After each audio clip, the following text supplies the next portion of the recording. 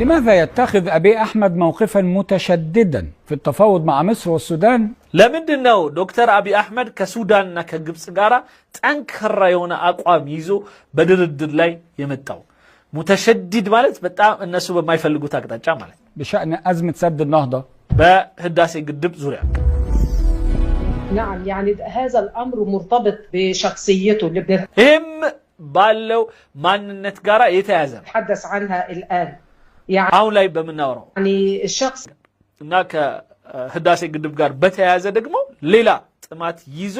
ሌላ አይነት ማንነት ይዞ የመጣብን ሰው ነው قمرة هو يريد እና ከፍተኛ የሆነ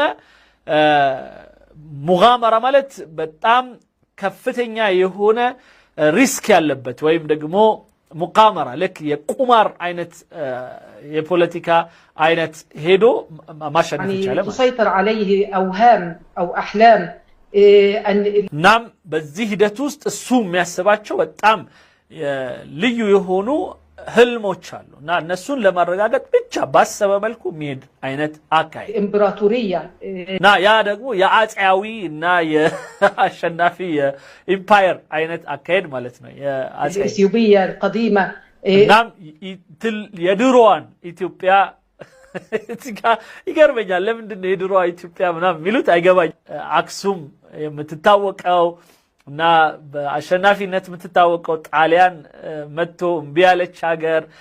ለማንም ያልተገዛች ራሳቸው ግብጾች ሁለት ጊዜ በጉንደትና በጎራ ጦርነት ወሯት ተሸንፈው የሄዱበት እንደዚህ አይነቷ ኢትዮጵያ ታዲያ ለምን ትጠላለች انه هو يكون امبراطورا وبلده يعني قوه اقليميه كبيره ናም ይህች ሀገሩ የአካባቢ ታላቅ እሱ ደግሞ የዚች ታላቅ ሀገር አጼ ወይም የበላይ መሆን ይፈልጋል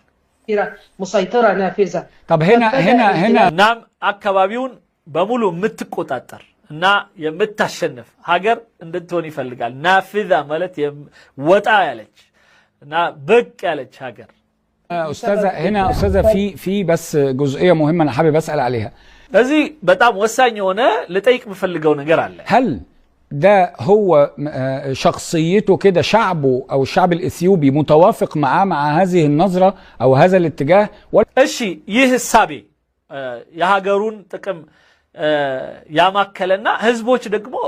በዚህ ጉዳይ ላይ የሚስማሙበት የሆነ ሰው ነው هو بيتصرف بشكل شخصي في هذا الملف باعتباره هو ወይስ በግሉ ብቻ ይሄንን ሐሳብ ይዞ የሚሄድ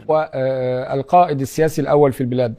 በሀገሪቱ የመጀመሪያው የፖለቲካ መሪ ከመሆኑ አንፃር በቃ የራሱ ብቻ ሐሳቤ ነው ወይስ ህዝቦችም አብረውት አሉ نعم طبعا يعني في تعقيدات كبيرة في إثيوبيا لكن አዎ ኢትዮጵያ ላይ ብዙ አስቸጋሪ ነገሮች አሉ وسبسب ነገሮች ظهر انه رئيس الوزراء ابي احمد هو شخصيه يعني شعبويه تسعى ان هي تصدر دكتور ابي بباهري ህዝቦች ጋር አብሮ ያለና ህዝቦች በጣም ብዙ ህዝቦች የሚደግፉት የሆነ ሰው ነው دعايه وتضليل كبير استخدم هو درس الامن والاعلام ሌላው በጣም ከፍተኛ የሆነ የደህንነት ቀጥሎም በሚዲያ የመሳሰሉት አቅሙ በጣም ብዙ ሰዎችን ማቀፍና መያዝ የቻለ ሰው ነው እናም ሚዲያን በትክክል መጠቀም የቻለም ሰው ነው يحشد الحشود من اجل ان هو يصدر دعايه تستطيع ان تجمع الشعب الاثيوبي في እናም የሚፈልገውን የሆነ ትኩረት ይሰጣል ይስባል ያላቸውን ጉዳዮች ይዞ ህዝቡ ላይ ተጽዕኖ በማሳደር ህዝቦች እንዲከተሉት ማድረግ የቻለ ሰው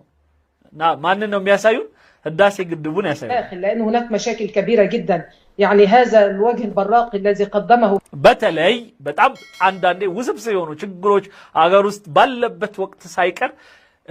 ህዝቦቹን ከዛ ችግር ውስጥ አስረስቶ ወደ አንድ አቅጣጫ እንዲያስቡ ማለት ግን በዚህ ሂደት ውስጥ ግን አሁንም ኢትዮጵያ ከውጪ በጣም ብዙ ጠላት እንዳለባት ደግሞ ማሳመን ችሎ ከነሱ ህዝቦችን በተቻለ መጠን በአንድ አቅጣጫ ለማሰለፍ ይቻለ ነው هناك تآمر لغه التآمر دائما تسيطر عليه ሌላው በኢትዮጵያ ላይ የሚያሴሩ ሰዎች እንዳሉ በደንብ አድርጎ ማሳመን ችሏል ይህንን ደግሞ በጣም ይተቀምበታል የሚል ነው ያው ሴራቸውን لكي يجمع الشعب الإثيوبي من ناحية وفي نفس الوقت هناك تعقيدات كبيرة جدا في الداخل الإثيوبي. الإثيوبيين يتجمعون حول قضية سد النهضة. ሌላው በኢትዮጵያውያኖች ዘንድ በጣም ክብር ያለው የዚህ የህዳሴ ግድብ ጉዳይ ላይ ሰዎች እንዲሰባሰቡ የማድረግ ስራዎች ተሰርተዋል። أن هذا السد سيقيم لكم التقدم والازدهار. ናብይህ የህዳሴ ግድብ ማለት የብልጽግና የህዳሴ ምናም ምልክት መሆኑን በደንብ አድርጎ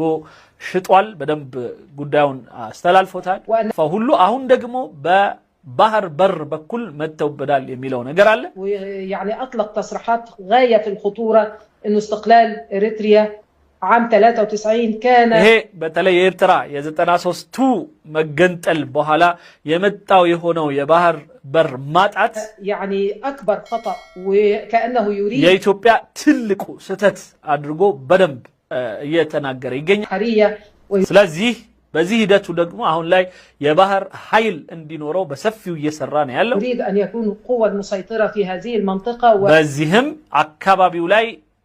ትልቅ የሆነ እና ተቆጣጣሪ የሆነ ቦታን ለማግኘት የሚሄድበት ሁኔታ ነው ያለው ጠቅላይ ሚኒስትር።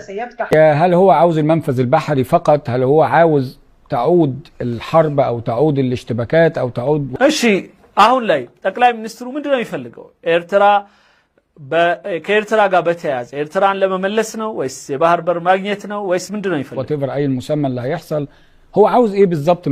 من اريتريا ابي احمد؟ ابي احمد كإرترا ምንድነው የሚፈልገው በትክክል? اعتقد انه الامور يعني الان في تصعيد وهو يهدد ويلوح. አካሄዱ በጣም አስቸጋሪ ነው እና ያስፈራራል፣ ወደ ጦርነት እንደሚገባ ይናገራል የመሳሰሉት شوف تكذب وهي ما شاء الله بقوة إثيوبيا وبأن شعبها هو እና የኢትዮጵያ ህዝብ ታላቅነት የኢትዮጵያ ህዝብ ብዛትን የመሳሰሉት يعني شعب كبير في مقابل الشعب الإريتري እና በተቃራኒው የኤርትራ ህዝብ ደግሞ ትንሽ መሆኑን ይናገራል። هذه التصريحات وأن يعني استقلالها كان خطأ. هذه التصريحات ሌላው የኢትዮጵያ እና የኤርትራ መገንጠል ደግሞ ስተት የሆነ شاكل والأزمات እሺ አሁን ላይ ባነሳናቸው የተለያዩ ውሳቤዎች የፖለቲካ ማንነት የተለያዩ ተቃርኖች የተለያዩ ውህዶች ምናምን የፈጠሩት ይህ ጉዳይ أبي أحمد نفسه سواء في الداخل الإثيوبي እና የዶክተር አብይ ሁኔታ በውስጥም ይሁን በውጭ أو مع دول الجوار ወይም ከጎረቤት ሀገሮች ጋር ايه احتمالات بقائه في السلطة في ظل الانقسامات الداخلية والتحديات السياسية والاقتصادية بالإضافة إلى توتر علاقته مع دول الجوار؟ አሁን ላይ ከተፈጠረው የተለያዩ የኢኮኖሚም የጎረቤት ጋር ግንኙነት የመሳሰሉት ሁሉም ባሉበት ሁኔታ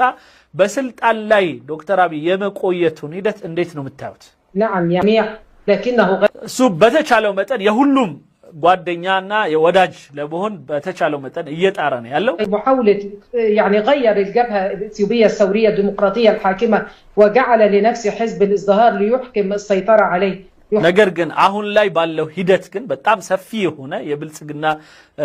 ደጋፊ ያለው የሆነ ትልቅ ፓርቲን መመስረት የቻለና በጣም ብዙ ደጋፊዎችን ደግሞ ያለው ነው። حاول أن يحكم السيطرة عبر عديد من الوسائل وهو رجل يعني استخبارات سابق وكان معروف بقدرته على النفاذ في هذا الأمر. እና በዚህ በተለይ በደህንነቱ ዙሪያ በጣም ከፍተኛ ስራ ሲሰራ የነበረና ሳዲቅ ትለዋለች እውነተኛ የሆነ በጣም ጠንካራ ስራ ሲሰራ የነበረና በሚዲያውም ደግሞ ከፍተኛ የሆነ ስራ የሰራ ስለነበረ በደንብ ያውቅበታል።